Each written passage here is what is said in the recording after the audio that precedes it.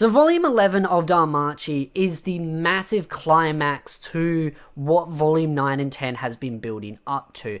And again, I mentioned in the previous volumes, it was just this massive build-up. Things were constantly escalating, building, growing, the pieces of the puzzle coming all together. And just how Volume 11 ends, I am absolutely excited and ecstatic for how Season 3 will end. Because if Season 3 ends on Volume 11, Season 3 will end in the most epic way ever. Because Season 1 is known for a massive fight scene that happens in Season 1, and of course the early stages of the light novel, which is the Minotaur fight between Cranel and of course the Minotaur that was sort of trained by one of Freya's familiars.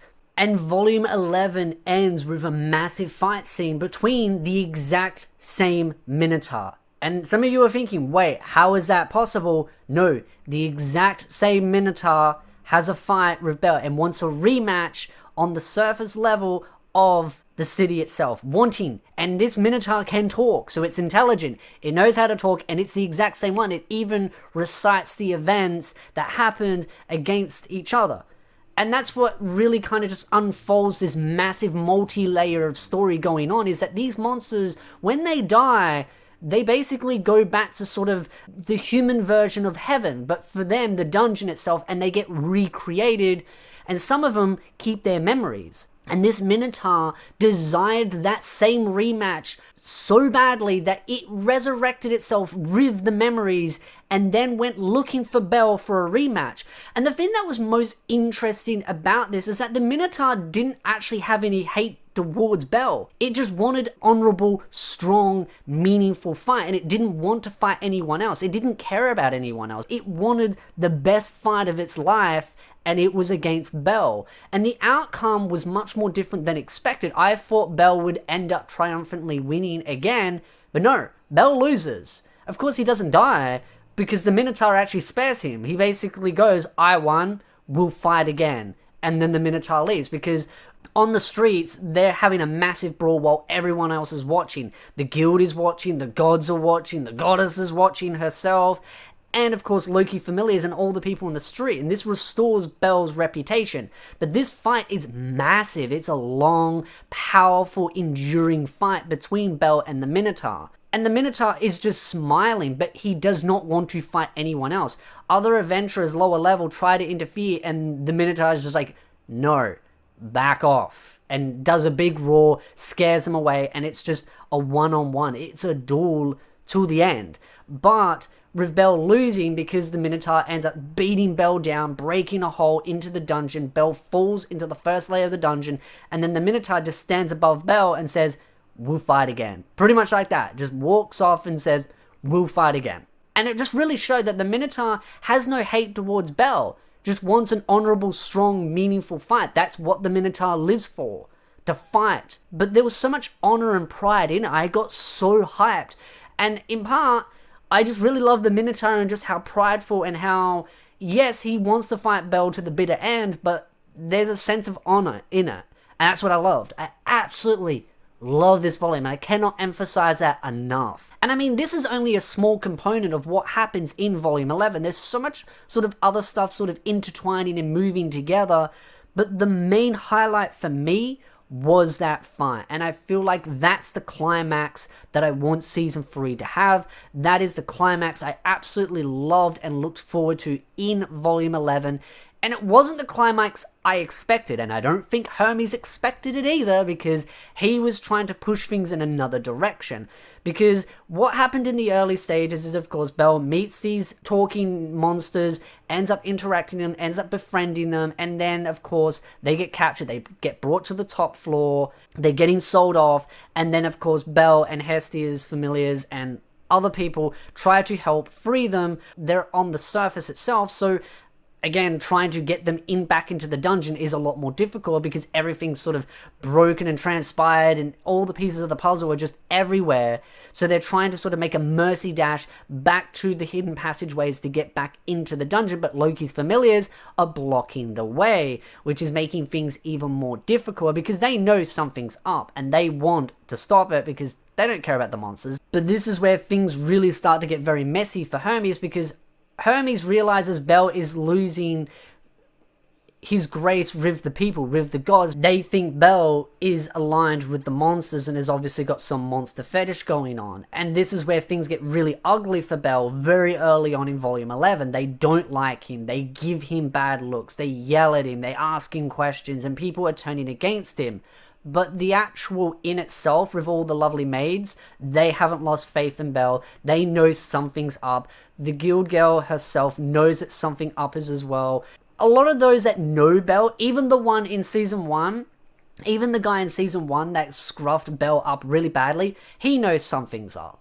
And that's the thing, the people that know Bel the best know that something is bigger at play. Even some of the Loki familiar members know this. They know that something isn't right, though their kind of conclusion is a little bit different, but they know this isn't in Bel's character. And even Freya is sort of piecing things together and trying to work things out. And even Freya, in a sense, helps Bel with the fight between the Minotaur himself, because again, the other familiars of Loki were going to interfere and help, but from the Freya familiar ends up stopping him and saying, no, this is a fight between them. And just the fight itself, I'm just, again, super excited to see how this turns out. I hope it looks good. But with everything piecing together, them trying to get to the lower floors so that they can escape from the surface, these monsters, Loki blocking it, Bel has to come up with a plan. Along with Fel himself, he's ended up sort of crying out for help from Bel, and so they've sort of mustered this plan together to distract the Loki familiars, get them down in there, and things don't turn out for the monsters themselves. Hermes ends up blocking a lot of these plans and manipulates in the situation and says, well, some of you are going to have to sacrifice your lives to restore Bel's honor. And as much as some of these monsters agreed to it, they went against their own will. They were willing to sacrifice their own lives to make sure that Bel could restore his honor. Bel still refuses to fight them. And he ends up making a big sacrifice, but then they end up flying away, and that's when the Minotaur rocks up, and that's where everything changes. And it ends up going better in Bel's favor than what Hermes had planned.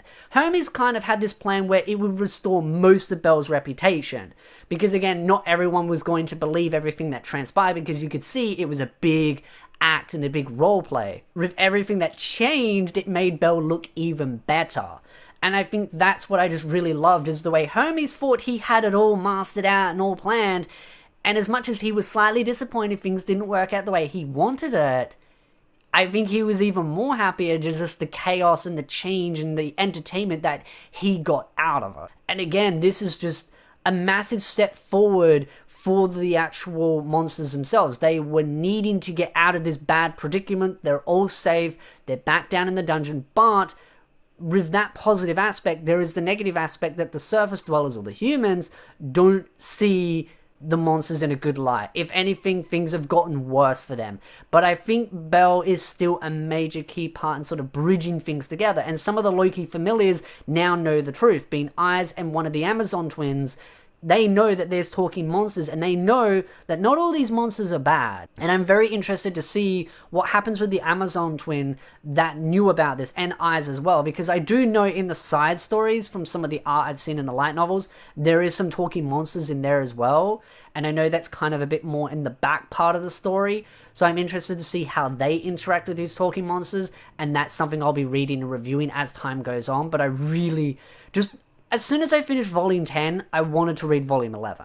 That is exactly what I did, because I just could not hold my excitement with how well Volume 10 ended, and the fact that I needed a conclusion to Volume 11. And even now, I'm really itching to get into Volume 12, because things are kind of just escalated even more. Bel has leveled up, and that's something that was mentioned in the light novels. I don't know if it is actually he's leveled up, because when I was reading the synopsis for Volume 12, it said he's now got another level. I don't know if he actually did officially level in Volume 11, because generally it takes them a bit of time to readjust to their new level, and that's something that Ais had to go through in the side story. So I don't know if it just didn't mention that Bel needed to readjust to his new level, or if Hestia just upped all his stats to the max. I'm a little bit wondering on how that worked out. I'd love to know people's thoughts on that and just some clarification, because the light novel does distinctively say that Bel leveled up.